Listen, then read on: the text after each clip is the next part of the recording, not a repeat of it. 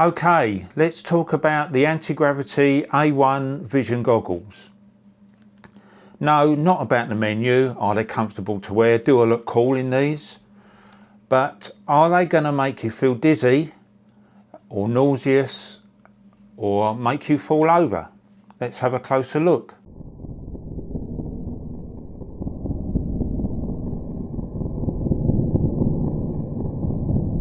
Now, as with everything with this new Antigravity A1 drone, you have to approach the flying of it in a completely different way. And that includes how you use the goggles. Now, I've used the DJI Avata with their goggles, and that gives you almost a tunnel vision field of view. In other words, when you're flying, you're seeing what the drone is seeing. And if you turn your head, if you're using head tracking, then the drone will turn, but you can't see anything in your peripheral vision at all. With the Antigravity A1 goggles, it's a completely different experience. You can actually look around while you're flying in a particular direction to see what's going on. But that's something really that you shouldn't do.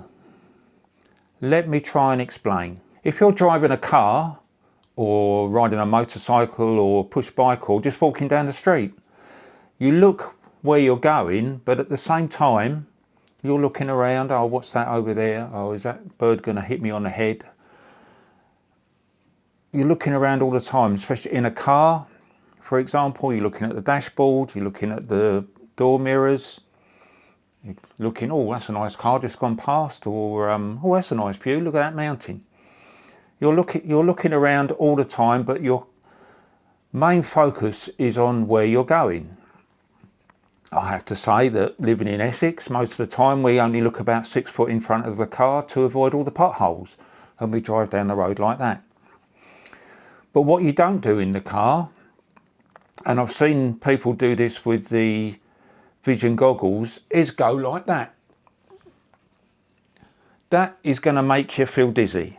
In fact, I feel dizzy now just doing it. What I generally do when I'm flying this drone, I'll pick what I'm actually want to video, and whether I'm flying straight towards it or whether it's to the side of me, it doesn't actually matter. I'll pick the route that I'm going to take to film that particular shot.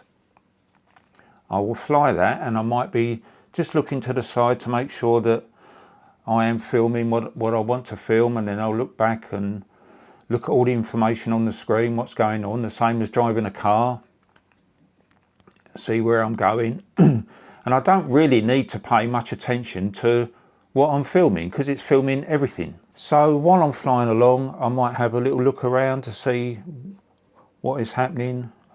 Just gentle head movements going along, but keeping an eye on the direction that I'm flying.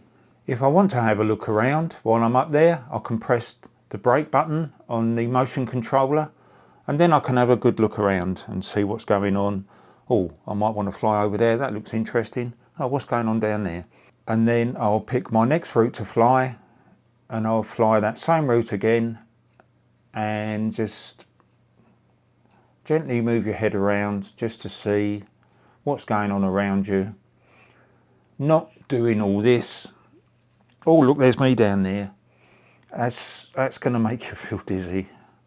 On my first flight with this drone, my mate who was with me said to me, you might want to sit down when you fly this, it's going to make you feel dizzy.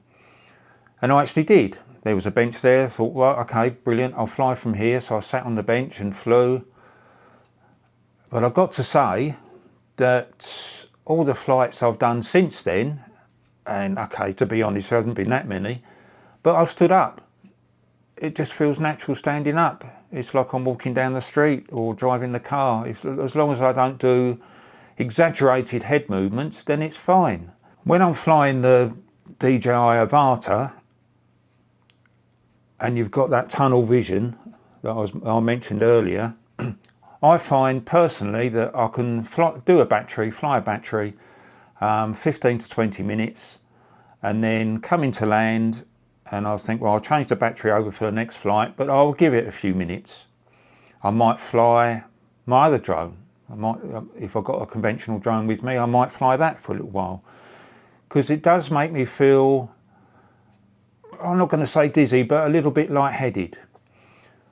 With the anti-gravity, I'm finding that I can go up, and as long as I just keep in my mind that all I'm doing really is driving a car and I'm looking where I'm going, after 15-20 minutes, 25 minutes after doing a battery, I'll come back, I'll land, I will swap the battery over, and I'll go up again straight away. So all I'm saying is, don't worry about motion sickness or feeling nauseous or anything like that with these goggles.